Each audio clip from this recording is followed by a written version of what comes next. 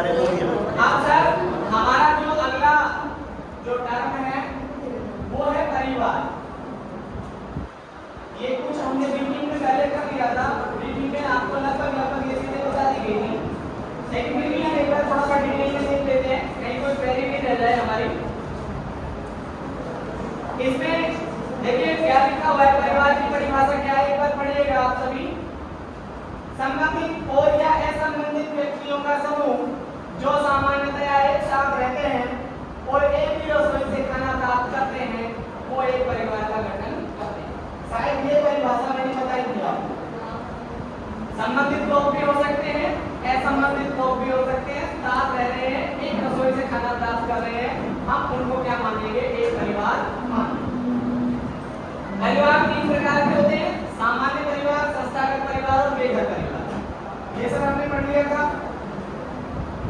व्यक्तियों का वह समूह, सामान्य परिवार की बात है, व्यक्तियों का वह समूह जो आमतौर पर एक साथ रहते हैं और एक सामान्य रसोई से अपना भोजन लेते हैं, तो वह एक सामान्य परिवार कहलाता है। सामान्य परिवार में व्यक्ति संबंधित या असंबंधित या दोनों का मिश्रण हो सकते हैं। कोई एक ब्लड से भी हो सकते हैं, कोई बाहर से आकर के हमारे परिवार के साथ रह रहा हो, ऐसा भी हो सकता है। और हो सकता है किसी मकान में सारे बाहर से आके रह रहे हो, वो असंबंधित का हो जाएगा। जैसे अपने यहाँ पे मान लो कोई कमरा लेकर के और कोई यूपी के 4 लोग रह रहे हैं और वो 4 अलग अलग जगह से हैं, उन चारों का कोई ब्लड रिलेशन भी नहीं है, तो आपस में असंबंधित लोग हैं, एक कमरे में रह रहे हैं, एक साथ खाना बना रहे हैं, तो वो असंबंधित लोगों का एक सामान्य परिवार हो जाएगा।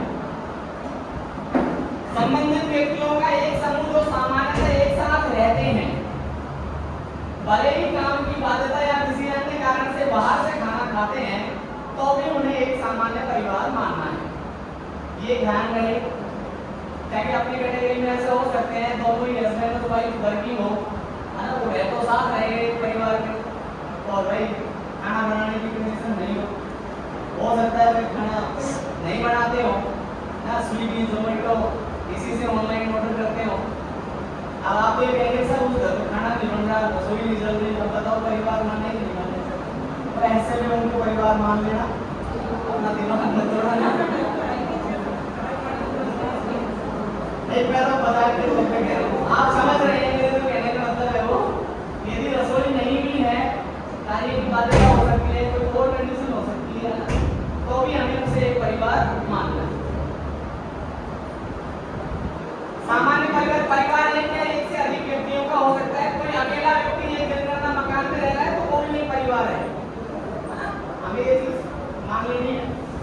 यदि असंबंधित व्यक्तियों का समूह एक साथ रहता है और वे साझा रसोई से खाना प्राप्त करते हैं तो सामान्य परिवार बनाएंगे। मतलब बाहर से आकर के 4 लोग एक कमरे में एक साथ रह रहे हैं, एक साथ खाना बनाते हैं, तो वो एक सामान्य परिवार है असंबंधित लोगों का। किंतु यदि वे एक ही रसोई से खाना प्राप्त नहीं करते, सर इस सवाल को सुनिएगा आप, किंतु यदि वो एक ही रसोई से खाना प्राप्त नहीं करते, एक कमरे में 4 लोग रह रहे हैं, चारों अपना अलग अलग खाना बनाते हैं, तो वो एक ही कमरे में 4 परिवार बनाएंगे।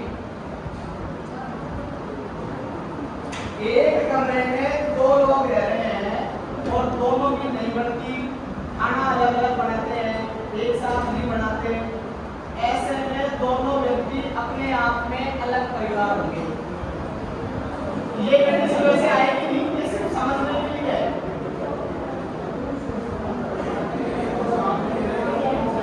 हाँ तो साथ खाना नहीं खाएंगे तो साथ ही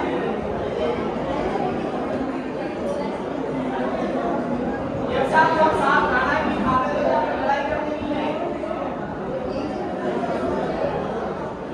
देखिए सर प्लीज, मैं सिर्फ और सिर्फ आपको ऐसी स्थिति हो सकती है, तो ऐसी स्थिति में उसका जवाब क्या होगा मैं वो बता रहा हूँ, बाकी ऐसी कोई बात नहीं है कि हो रहा हूँ। जैसे मान लो मैडम फिर आते हैं और मैडम आकर के और आपसे इस तरीके का सवाल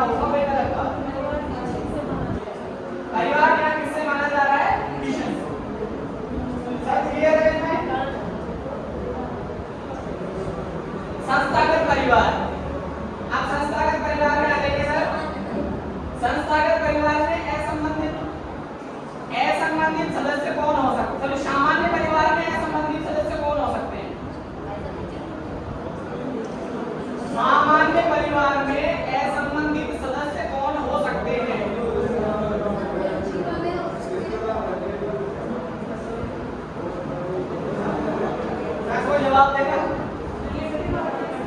जो भी रिलेटिव अपने यहाँ परमानेंट रह रहे हैं, एक स्थायी रूप से रह रहे हैं, उनका नहीं। कोई भी रिश्तेदार जो अपने परिवार के साथ यहाँ रह रहे हैं लगातार रूप से, है ना, परमानेंटली, तो उसको हम असंबंधित व्यक्ति मानेंगे, लेकिन वो है सामान्य।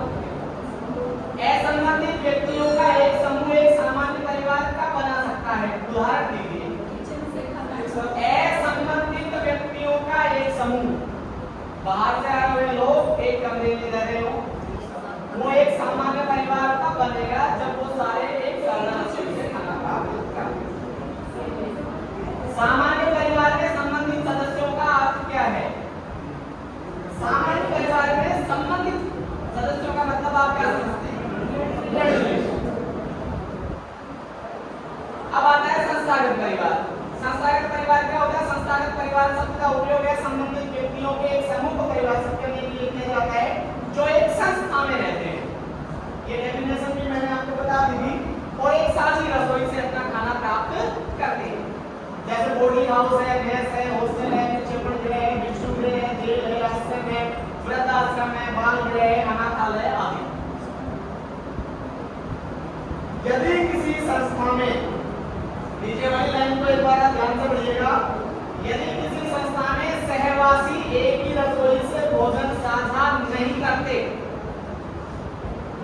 तो ऐसे प्रत्येक सहवासी को एक अलग सामान्य परिवार मानना है।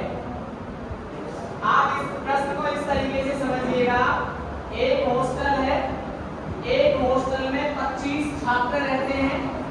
25 छात्र असंबंधित परिवार हो गए क्योंकि उनका आपस में कोई रिश्ता नहीं होता, बाहर से आए हुए हैं सब, उसमें रह रहे हैं। उनमें से 20 बच्चे उस हॉस्टल की किचन से खाना खाते हैं और 5 बच्चे ऐसे हैं जो उस हॉस्टल की किचन से खाना नहीं खाते, वो या तो अपना खुद बनाते हैं या बाहर से मंगवाते हैं। ठीक है, ऐसी परिस्थिति में उन 20 बच्चों के लिए हॉस्टल का जो हिस्सा है वो तो क्या कहलाएगा? संस्थागत परिवार। क्या कहलाएगा? और 5 वो बच्चे जो साझी रसोई से खाना प्राप्त नहीं कर रहे, वो 5 अपने आप में एक अलग सामान्य परिवार कहलाएंगे।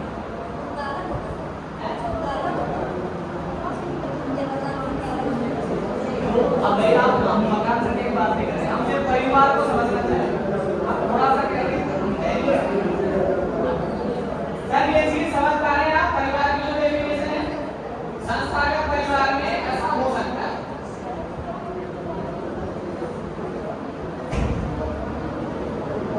अब ये देखिएगा, ये हमारे सामने एक स्ट्रक्चर है। किसी संस्था में अलग अलग जनगणना मकानों में रहने वाले और अलग अलग खाना पकाने वाले वार्डन और चपरासी के परिवारों को अलग अलग सामान्य परिवार के रूप में माना जाएगा। हमने कुछ समय पहले एक सुभाष चंद्र बोस छात्रावास की तस्वीर देखी थी। उस तस्वीर में हमने 3 जनगणना मकान देखे थे, एक तरफ रसोईया और एक तरफ वार्डन और बीच में हॉस्टल। ऐसी तस्वीर आई थी मेरे सामने। हमने क्या माना था कि वो जो हॉस्टल है उस हॉस्टल में 3 जनगणना मकान माने थे। ठीक है, रसोईया अपने परिवार के साथ अलग रह रहे हैं और वार्डन अपने परिवार के साथ अलग रह रहे हैं और बीच में हॉस्टल है जिसमें वो छात्र रह रहे हैं। अच्छा, ऐसी परिस्थिति यदि है तो ऐसी परिस्थिति में उस कंडीशन में हमारे सामने परिवार भी कितने हैं? 3 हैं। एक तो परिवार है अपने पास संस्थागत परिवार, कौन सा? हॉस्टल वाला, क्योंकि हॉस्टल में रहने वाले जो बच्चे हैं वो एक जगह से खाना खा रहे हैं। लेकिन रसोइये का परिवार अलग है, वो एक सामान्य परिवार गिना जाएगा और हॉस्टल वार्डन का परिवार अलग है, वो एक अलग सामान्य परिवार गिना जाएगा। अच्छा, एक पीजी, ये कलेक्टर मैडम ने सवाल किया था जब हम वहां पर थे, हम नगर परिषद में जब ट्रेनिंग ले रहे थे, तो आप जिस तरीके से आए थे ऐसे वो हमारी बैच में आ गए थे। तो हमारी बैच में आकर के उन्होंने यही सवाल किया था कि मान लीजिए मैं एक पीजी चलाती हूँ और मेरा पीजी रजिस्टर्ड नहीं है, तो बताइए पीजी में रहने वाले जो लोग हैं वो कैसे परिवार में रहेंगे? पीजी यदि रजिस्टर्ड है